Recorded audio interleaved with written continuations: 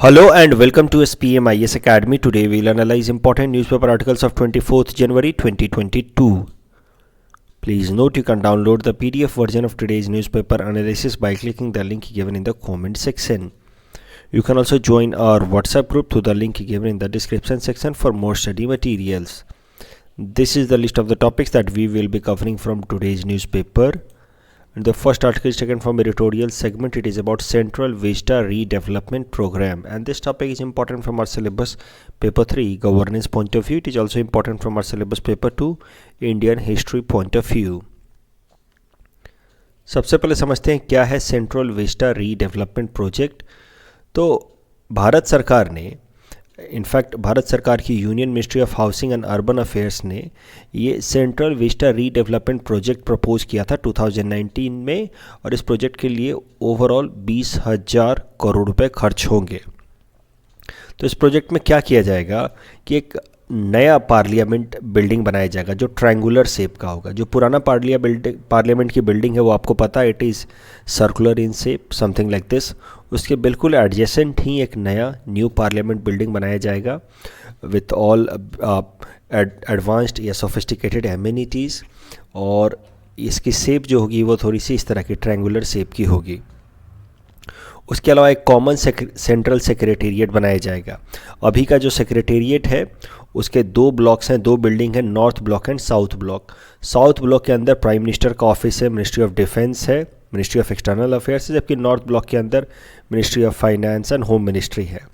अब दोनों ही north block और साउथ ब्लॉक को म्यूजियम की तरह बना दिया जाएगा, जबकि एक नई बिल्डिंग बनाई जाएगी, कॉमन सेक्रेटेरिएट बनाई जाएगी जो नॉर्थ ब्लॉक और साउथ ब्लॉक के को रिप्लेस करेगी। उसके अलावा जो राजपथ है आपको पता है, इंडिया गेट से लेकर के प्रेसिडेंट हाउस तक लगभग 3 किलोमीटर लंबा राजपथ, उसको भी रीडेवलप किया जाएगा, रिवैम्प किया जाएगा। तो ये है overall central Vista redevelopment project. अब करंट कॉन्टेक्स्ट समझते हैं। आपको लास्ट न्यूज़पेपर एनालिसिस में मैंने बताया था कि भारत सरकार ने फैसला लिया है कि इंडिया गेट के पास जो अमर जवान ज्योति है, अब उस अमर जवान ज्योति को एक्सटिंग्विश किया जाएगा, बुझाया जाएगा, और it will be merge with the flame at National war Memorial. ये तो मैंने लास्ट क्लास में ही बताया था। ये नेशनल वॉर मेमोरियल लगभग इंडिया गेट से 400 मीटर की दूरी पे है। अब भारत सरकार ने इसके साथ एक और फैसला लिया है, वो ये कि ये इंडिया गेट के पास, इंडिया गेट के नीचे नेताजी सुभाष चंद्र बोस की एक स्टैचू लगाई जाएगी। तो इस तरीके की कुछ इंडिया गेट के वो नीचे under the beneath of this roofing of India gate Netaji Subhash Chandra Bose की इस तरह की स्टैचू लगाई जाएगी। और ये जो स्टैचू लगाई जा रही है नेताजी सुभाष चंद्र बोस की इंडिया गेट पर, this will also be part of Central Vista redevelopment programme. तो अभी तो मूर्ति बन करके तैयार हुई नहीं है, और इसी कारण से इस तरह का होलोग्राफिक इमेज अभी प्रोजेक्ट किया जा रहा है। और जब एक बार मूर्ति बन करके तैयार हो जाएगी तो फिर this holographic representation will be replaced with that statue. क्या हुआ कल के दिन यानी कि 23 जनवरी को हमारे प्रधानमंत्री नरेंद्र मोदी जी ने ये होलोग्राफिक स्टैचू को अनवील किया इंडिया गेट के ऊपर, और जब तक ये मूर्ति बन नहीं जाती तब तक आई टोल्ड यू कि ये होलोग्राफिक इमेज यहाँ इंडिया गेट पे रहेगा। ये 23 जनवरी को ही क्यों इंडिया गेट के ऊपर हमारे नरेंद्र मोदी जी प्रधानमंत्री जी ने ये क्यों अनवील किया ये होलोग्राफिक इमेज, इसका भी सिग्निफिकेंस समझिए। 23 January is birth anniversary of Netaji Subhash Chandra Bose, और पिछले साल भारत सरकार ने फैसला लिया था कि 23 जनवरी को हमारे देश में पराक्रम दिवस की तरह मनाया जाएगा in order to commemorate the contributions of Netaji Subhash Chandra Bose. तो यानी कि कल का दिन पराक्रम दिवस था, और पराक्रम दिवस के शुभ अवसर पे हमारे प्रधानमंत्री नरेंद्र मोदी जी ने ये होलोग्राफिक इमेज को अनवील किया ऑन इंडिया गेट। अगर इंडिया गेट की हिस्ट्री थोड़ी सी देख लें जो इंडियन हिस्ट्री पेपर में हमारे काम आ सकता है, तो India gate was build in 1920s by Britishers as a world war 1 memorial on Kingsway. तो ये जो जिसको आज हम राजपथ कहते हैं, एक्चुअली ब्रिटिशर्स ने इंडिया गेट के आगे ये किंग्स वे बना रखा था, जिसको अब हम आज़ादी के बाद जिसका नाम बदल करके हमने राजपथ कर दिया। तो वहीं पे इंडिया गेट बनाया 1920s में ब्रिटिशर्स ने as World War one memorial. In fact ये जो इंडिया गेट है, it was designed by sir Edwin Lutyens, and this name is very important क्योंकि ज़्यादातर जो दिल्ली की पुरानी बिल्डिंग्स हैं ब्रिटिशर्स के टाइम की, all of them have been designed by sir Edwin Lutyens, so he is known as architect of Delhi. 1936 में as a tribute to recently deceased emperor of Britain King George V एक 50 feet का marble statue erect किया गया at India Gate. तो India Gate ऐसे बनाया गया 1920s में as a memorial of World War one martyrs from Britisher side.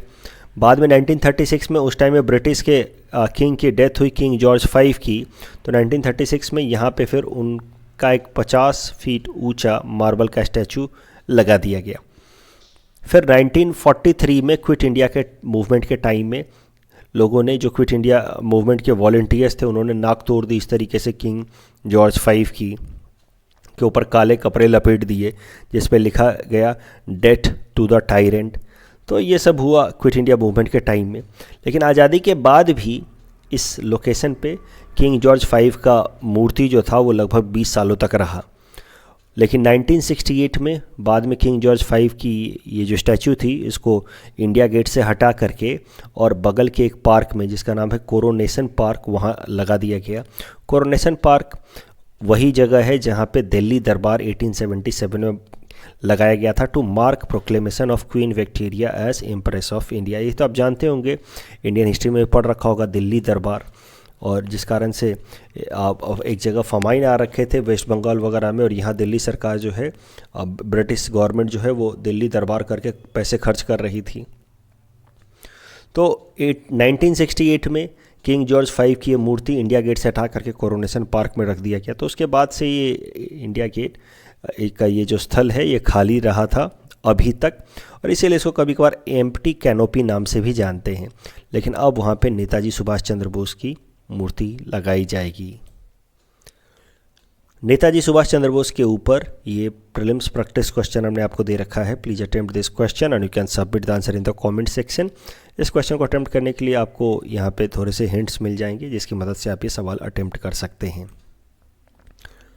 The next article taken from national segment, it is about IAS officers of का central posting से related ये topic है। This topic is important from our syllabus paper 3 Indian polity point of view. तो देखिए, इस topic को समझने से पहले ऑल इंडिया सर्विसेज के बारे में समझते हैं। तो ऑल इंडिया सर्विसेज हमारे देश के 3 रेप्यूटेड सर्विसेज आते हैं इसके अंदर, IAS, IPS and Indian forest services, not foreign, forest services. ये ऑल इंडिया सर्विसेज वो होते हैं that are recruited and appointed by the central government, लेकिन ये तमाम स्टेट गवर्नमेंट्स के साथ या उनके नीचे काम करते हैं। तो this is the meaning of और main objective of all India services.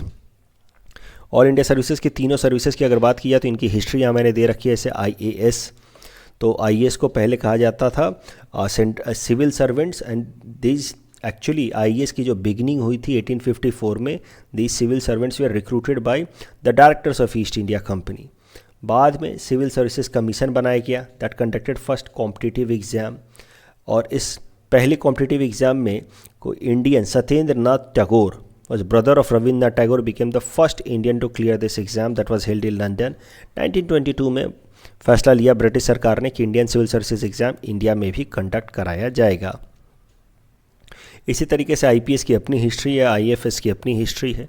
अगर आप देखें तो सरदार पटेल ने आज़ादी के बाद IAS और IPS को ऑल इंडिया सर्विस के अंदर इंक्लूड करने का विज़न बनाया था, क्योंकि उनके हिसाब से ये जो IAS और IPS होंगे ऑल इंडिया सर्विसेज के, recruited by the central government but acting or working under state government, so इस तरीके से they will be acting as a common link between center and state, और जिसके मदद से दोनों सेंटर और स्टेट एक दूसरे के साथ बेहतर कोऑर्डिनेट कर पाएंगे किसी भी वेलफेयर पॉलिसीज़ को इम्प्लीमेंट करने के लिए। तो स्टार्टिंग में तो ऑल इंडिया सर्विसेज एक्ट 1951 के अंतर्गत बस 2 ही ऑल इंडिया सर्विसेज थी, IAS एंड IPS। बाद में इसको अमेंड करके इंडियन फॉरेस्ट सर्विसेज को भी ऐड कर दिया गया 1966। अब करंट मुद्दा ये है, देखते हैं करंट मुद्दे को। भारत सरकार ने प्रपोज़ किया है कि IAS के जो ट्रांसफ़र के जो रूल्स होते हैं, ट्रांसफ़र से मेरा मतलब है यहाँ पे central deputation of IAS officers. तो देखिए, वैसे तो ज़्यादातर आईएएस ऑफिसर भारत सरकार रिक्रूट करती है, लेकिन वो वर्क करते हैं स्टेट गवर्नमेंट्स के अंतर्गत अपने अपने कैडर के अंदर जा कर के, जिसको जो स्टेट कैडर मिल जाता है वहाँ जा कर के काम करते हैं। लेकिन टाइम टू टाइम भारत सरकार इन ऑल इंडिया सर्विसेज के जो मेंबर्स हैं, आईएएस हो गए, आईपीएस हो गए, आईएफएस, इनको सेंट्रल डेप्यूटेशन पे भी बुला सकती है, मतलब अपने लिए डायरेक्ट काम करने के लिए भी बुला सकती है। तो इसी में आईएएस के सेंट्रल डेप्यूटेशन के लिए कुछ रूल्स हैं, जिसका नाम है आईएएस कैडर रूल्स। तो उसमें सेंट्रल डेप्यूटेशन की बात की गई है under rule 6 of IAS cadre rules of 1954। तो as per these rules all India service officers are made available for central deputation. तो इस रूल नंबर 6 के हिसाब से ऑल इंडिया सर्विसेज के मेंबर्स जो हैं उनको सेंट्रल डेप्यूटेशन में, यानी कि भारत सरकार के लिए सीधा सीधा काम करने के लिए, rather than acting for state governments, उनको भारत सरकार के लिए सीधा सीधा काम करने के लिए दिल्ली भेजा जा सकता है। लेकिन ये जो सेंट्रल डेप्यूटेशन होती है of IAS officers, that is an outcome of और as a result of consultative process. Consultative process से मतलब है कि सेंट्रल गवर्नमेंट, स्टेट गवर्नमेंट और जो ऑफिसर जिसकी सेंट्रल डेप्यूटेशन होने वाली है, तीनों के कंसल्ट के बाद ही, तीनों के कंसेंट के बाद ही ये सेंट्रल डेप्यूटेशन होता है। और हर साल ये कैसे एग्जैक्टली किया जाता है वो भी समझिए। जो स्टेट गवर्नमेंट्स होती हैं वो एक ऑफ़र लिस्ट प्रिपेयर करती हैं कि भाई हमारे यहाँ से इतने सारे, ये 10 या 12 आईएएस ऑफिसर्स को हम लोग सेंट्रल डेप्यूटेशन पे भेजने के लिए रेडी हैं, और सेंट्रल गवर्नमेंट उस स्टेट गवर्नमेंट की ऑफ़र लिस्ट में से कुछ ऑफिसर्स को चुन लेती है। अब करंट न्यूज़ ये है कि department of personal and training ने एक लेटर लिखा है स्टेट गवर्नमेंट्स को, जितने भी हमारे स्टेट गवर्नमेंट उनको लेटर लिखा है, और उसमें उन्होंने कहा है कि स्टेट गवर्नमेंट्स हर साल हमें adequate number of IAS officers दे नहीं रही हैं, जिस कारण से सेंट्रल लेवल पे जो भारत सरकार के काम करने के तरीक़ों में प्रॉब्लम्स आ रही हैं। स्टेट गवर्नमेंट ज़्यादातर आईएएस ऑफिसर्स को सेंट्रल डेप्यूटेशन पे नहीं दे रहे हैं। This is what has been written in this letter. और सेंट्रल डेप्यूटेशन पे ना भेजने के कारण ऑफिसर्स की कमी हो गई है एट द सेंट्रल लेवल, और इस कारण से सेंट्रल गवर्नमेंट की अपने एडमिनिस्ट्रेशन को रन करना थोड़ा डिफिकल्ट हो रहा है। और इसीलिए भारत सरकार ने फैसला लिया है कि it will B amending rule 6 of IAS cadre rule 1954, मतलब आईएएस के सेंट्रल डेप्यूटेशन को लेकर के जो नियम है उनको वो बदलने का फैसला लिया है भारत सरकार ने। और इसके हिसाब से हर स्टेट गवर्नमेंट को मैंडेटरी तरीके से एक fixed number of IAS officers को हर साल सेंट्रल डेप्यूटेशन पे भेजना ही भेजना है। पहले कैसा था कि स्टेट गवर्नमेंट अपना ऑफ़र लिस्ट बनाती थी, तो मन किया तो 2-4 लिस्ट दिया, वो नहीं किया तो वो भी नहीं दिया। तो इस तरीके से सेंट्रल डेप्यूटेशन में काफ़ी प्रॉब्लम होती थी, और बहुत कम ऑफिसर्स बच गए हैं सेंट्रल लेवल पे जो सेंट्रल डेप्यूटेशन पे जाकर के काम करें, और भारत सरकार के लिए आईएएस ऑफिसर्स की बहुत ज़्यादा कमी हो गई है। तो अब भारत सरकार ने कहा है कि हर स्टेट गवर्नमेंट को एक मैंडेटरी तरीके से एक लिस्ट तैयार करनी होगी हर साल, जिसमें एक fixed number of IAS officers उनको सेंट्रल डेप्यूटेशन पे भेजना ही होगा। और इसके अलावा it also requires state government to release such officers whose service में be sought by the central government in specific situations. तो अगर सेंट्रल गवर्नमेंट कहती है कि हमें ये ऑफिसर चाहिए, पर्टिकुलर किसी का नाम लेकर के भी बोलती है कि हमें ये ऑफिसर चाहिए, तो स्टेट गवर्नमेंट को उनको भेजना ही होगा। सो ये सब कुछ नियम बदल रहे हैं। मतलब मुद्दा ये है कि पहले सारा काम कंसेंट से होता था, सेंटर, स्टेट या ऑफिसर के कंसेंट से होता था, अब कंसेंट से नहीं होगा। और इसी कारण से जो स्टेट गवर्नमेंट्स हैं वो इसको एक अपने पावर और फंक्शंस में इंक्रोचमेंट की तरह देख रहे हैं। So states perceive this proposed amendment as a serious infringement in their rights to deploy IAS officer. उसमें सबसे आगे वेस्ट बंगाल ने इस पर ऑब्जेक्शन क्रिएट किया है। वेस्ट बंगाल ने कहा it is against the idea of cooperative federalism, और स्टेट गवर्नमेंट्स के अपने खुद के एडमिनिस्ट्रेशन में इससे नुकसान होगा। और दिस एज ए सेड कि the proposed amendment compels the state government to offer IAS officers for central deputation even when the officers themselves do not wish to go।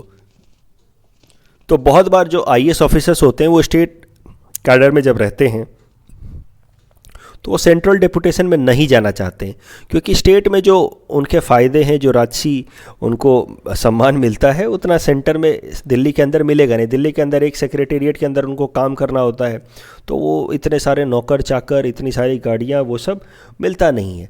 तो generally IAS officers do not want to go for central deputation.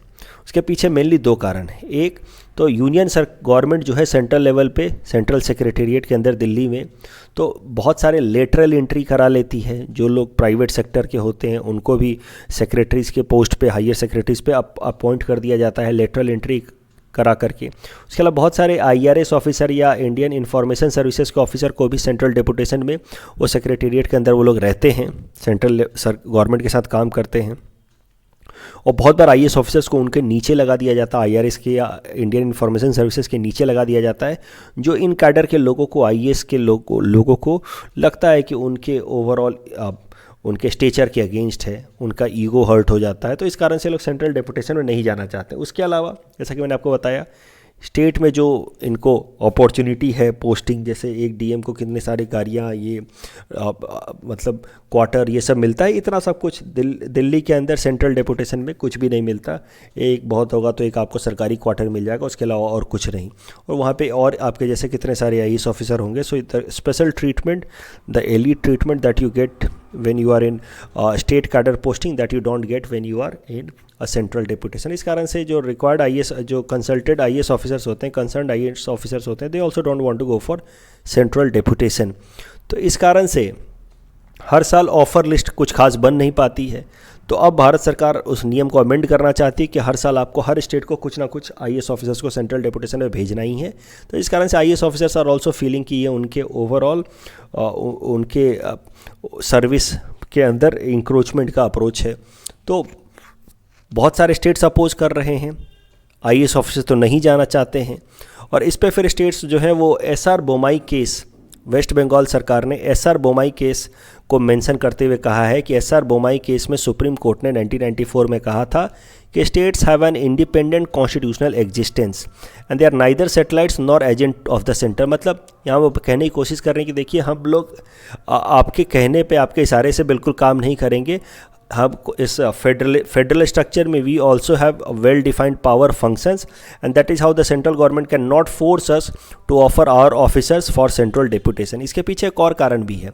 बहुत बार कैसा होता है कि state government में जो chief minister वगैरह होते हैं उनके साथ IAS या IPS ऑफिसर्स की बहुत अच्छी बनने लगती है, और वो अनड्यू तरीके से अगर जो सेंट्रल लेवल पे जो सरकार है उसकी अपोजिट सरकार अगर स्टेट लेवल पे आ जाए, तो फिर IAS ऑफिसर बहुत बार भारत सरकार के डायरेक्टिव्स को नेग्लेक्ट करते हुए स्टेट गवर्नमेंट्स की बातें मानते हैं। जैसे वेस्ट बंगाल में ऐसा बहुत बार हुआ। उस केस में भारत सरकार चाह करके भी उस IAS या उस IPS के अगेंस्ट कुछ एक्शन नहीं ले पाती है, क्योंकि स्टेट गवर्नमेंट जो उस IAS या उस IPS को भरपूर सपोर्ट करती है। लेकिन अगर ये नियम आ गया कि सेंट्रल गवर्नमेंट जब चाहे, जिसको चाहे, IAS ऑफिसर को सेंट्रल डेपुटेशन पे बुला सकती है, उस केस में फिर जो भी IAS ऑफिसर्स होंगे उन लोग ज़्यादा एलिजियंस रखेंगे सेंट्रल गवर्नमेंट के प्रति and less towards the state government. तो this entire new propose rule is being seen as an infringement to overall idea of federalism.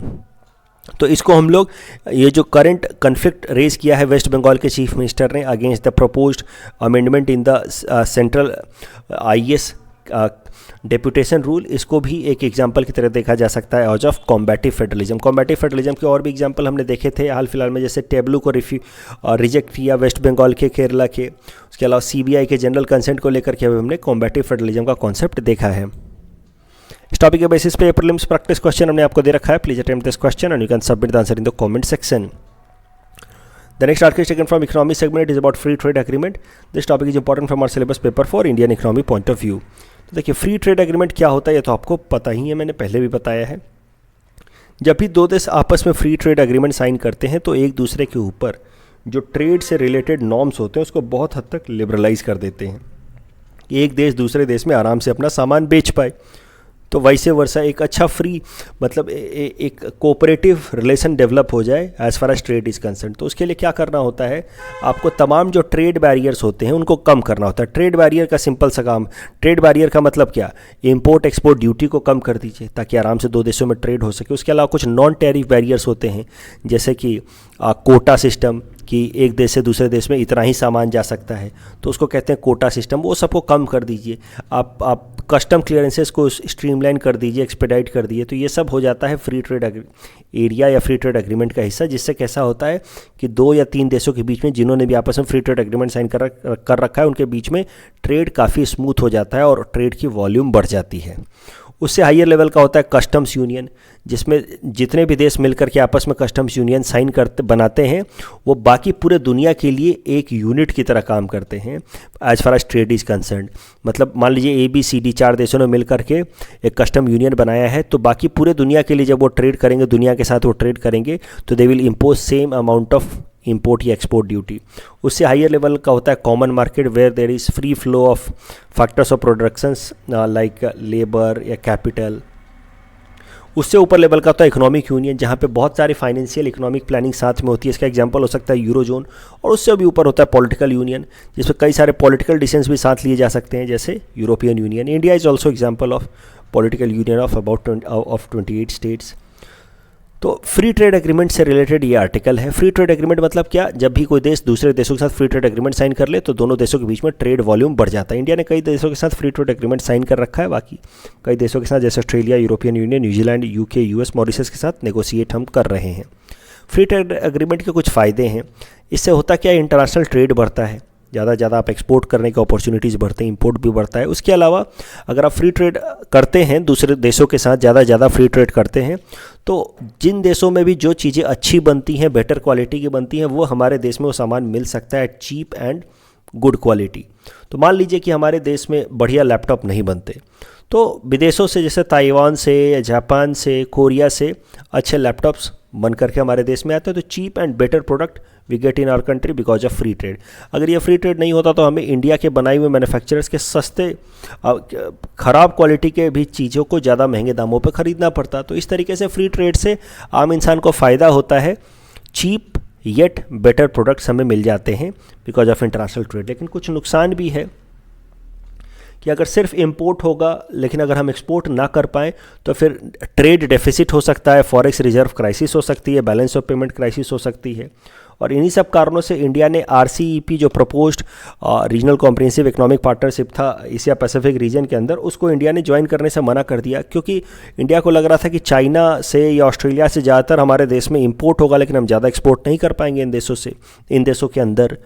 उसके अलावा जो लोकल मैन्युफैक्चरर्स होते हैं, जैसे हमारे देश के मान लीजिए कि लैपटॉप बनाने वाली कंपनियां, ऑटोमोबाइल बनाने वाली कंपनियां, वो सब उनको बहुत ज़्यादा कंपटीशन फेस करना पड़ता है और बहुत बार वो बंद भी हो जाते हैं। जैसे पहले कैसे कैंपा कोला वगैरह हुआ करते थे हमारे देश में, HMT हुआ करते थे, ये सब बिकॉज ऑफ मर्फी ब्रांड हुआ करता था रेडियो के लिए। सब बाहर से, जैसे ही हमने LPG रिफॉर्म लिया 1991 में और इंटरनेशनल ट्रेड बढ़ा तो इन सारे लोकल मैन्युफैक्चरर्स धीरे धीरे के करके बंद हो गए because they could not face international competition. उसके अलावा बहुत ज़्यादा फ्री ट्रेड एग्रीमेंट करने से होता क्या है, it leads to a problem जिसका नाम है spaghetti ball phenomena.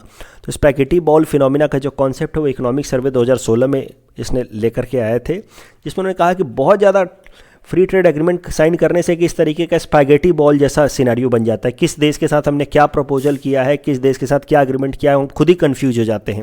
And this excessive complex free trade agreement scenario where a country enters into many free trade agreement is known as spaghetti ball phenomena, which makes the entire trade ecosystem more complex than making it simple। अब current context समझते हैं।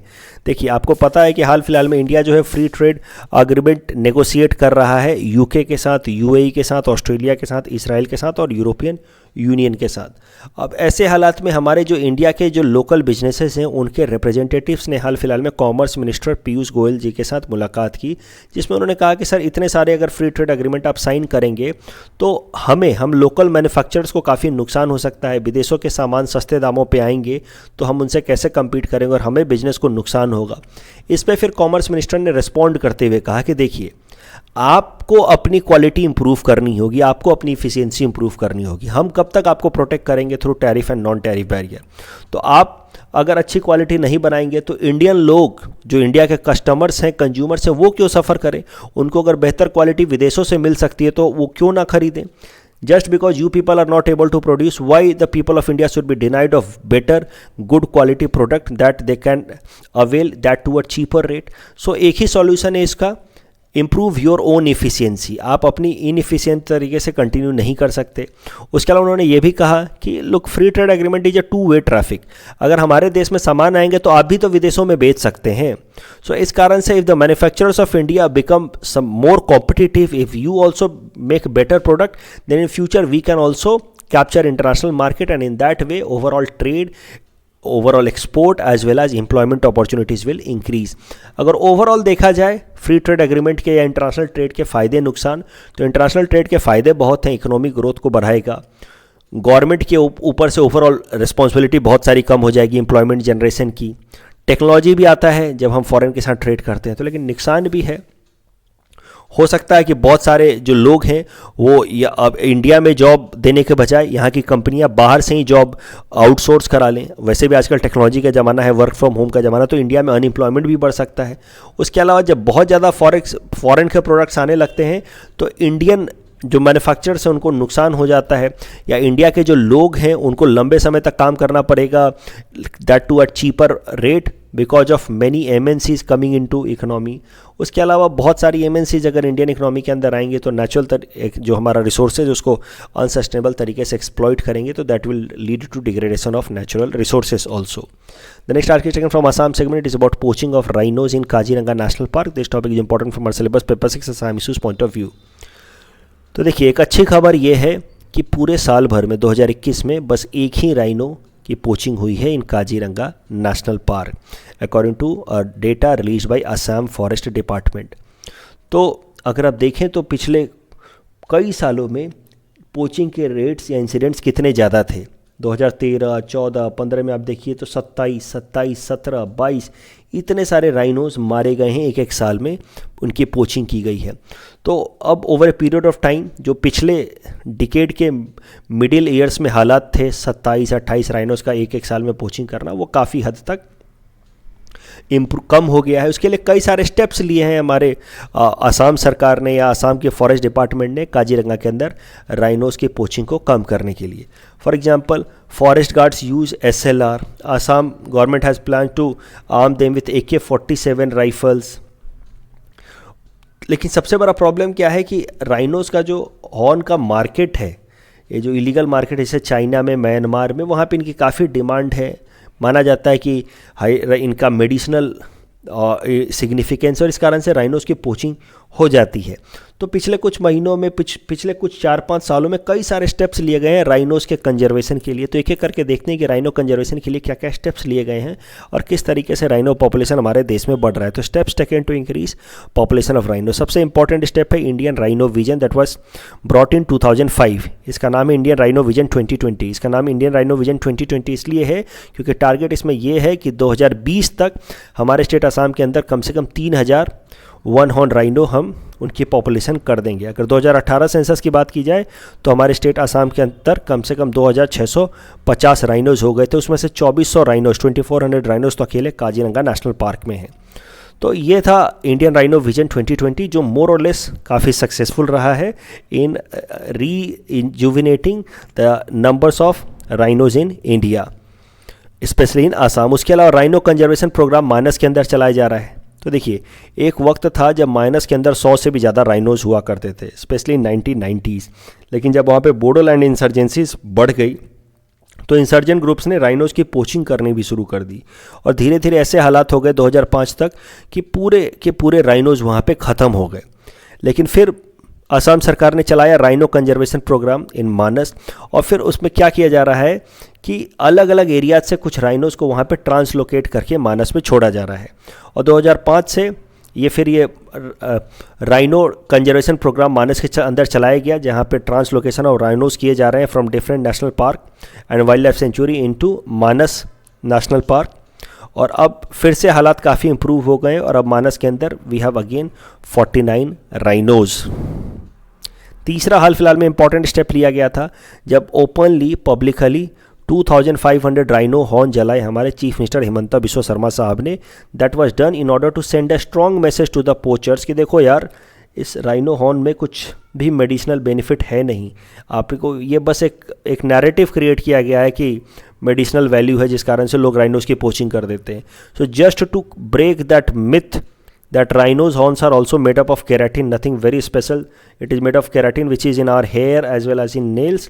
तो इसके लिए फिर हेमंत बिश्व शर्मा साहब ने rhinos के हॉर्न को ओपनली जलाया. That was to bring some attitudinal change amongst the rhino poachers. उसके अलावा सैटेलाइट फ़ोन दिया गया है हमारे काजीरंगा नेशनल पार्क के फॉरेस्ट गार्ड्स को. सैटेलाइट फ़ोन्स जनरली हमारे यहाँ की जो लॉ इन्फोर्सिंग एजेंसीज होती हैं जैसे CID या CBI वगैरह बस वही यूज करती हैं, लेकिन पहली बार काजीरंगा नेशनल पार्क के अंदर के जो हमारे फॉरेस्ट गार्ड्स हैं उनको सैटेलाइट फ़ोन दिया गया है ताकि वो लोग फ्लड के टाइम में भी आपस में कम्युनिकेशन अच्छी तरह से इस्टेब्लिश कर सकें ताकि पोचिंग को रोक सकें. तो इन तमाम इनिशिएटिव्स के कारण पोचिंग को काफ़ी हद तक कम कर लिया गया है. दैट इज़ हैज़ बिन अब this is a great news and there has been a lot success in bringing down overall cases of poaching in Assam, specially in Kaziranga. कल जो हमने आपको प्रैक्टिस क्वेश्चन दिया था उसका आंसर देख लेते हैं. West Texas intermediate, it is in reference to crude oil. It is a crude oil market of US. And which are the following is not part of stay Assam before statehood. तो correct answer is Sikkim. बाकी सब तो part of Assam थे ही. So the correct answer will be option B 2 only.